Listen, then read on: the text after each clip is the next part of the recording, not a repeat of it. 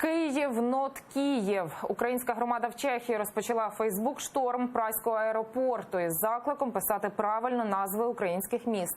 Акцію ініціювали після того, як майже всі європейські аеропорти та навіть Рада з географічних назв США перейшли на правильну українську транслітерацію Києва та інших міст. А от аеропорт в Чехії досі не змінив транслітерацію. Про акцію докладніше далі в сюжеті.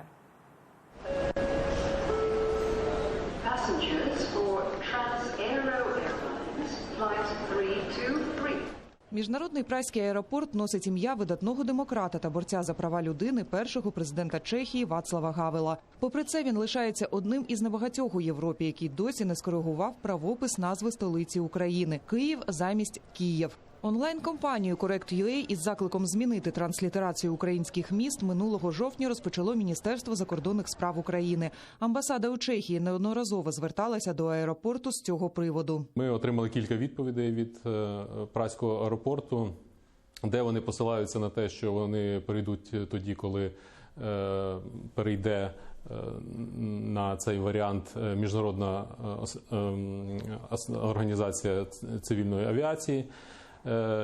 Ці посилання, звичайно, вони не мають під собою жодних підстав, тому що використання аеропортами – це їхнє власне рішення. І це продемонстровано всіми іншими аеропортами навколо Чехії. Небайдужі українці почали Фейсбук-шторм Празького аеропорту із закликом виправити правопис українських міст. Галина Андрейців – одна з них. В період, коли йде в Україні війна, коли незаконно анектований Крим, коли частина території України окупована, для українців, які прилітають сюди до Праги десятками, дуже важливо бачити правильну назву українську, а не пережиток радянської ще з Радянського Союзу. Телеканал АТР також зробив запит до аеропорту Вацлава Гавела з проханням пояснити позицію. За 4 дні відповідь так і не надійшла. Тим часом українці активно пишуть керівництву листи, тегають їх у своїх постах у соцмережах та сподіваються, що аеропорт Праги все ж відмовиться від радянізованої російськомовної версії правопису українських міст. Тетяна Комарова, Дмитро Суспільний з Праги для Заман АТР.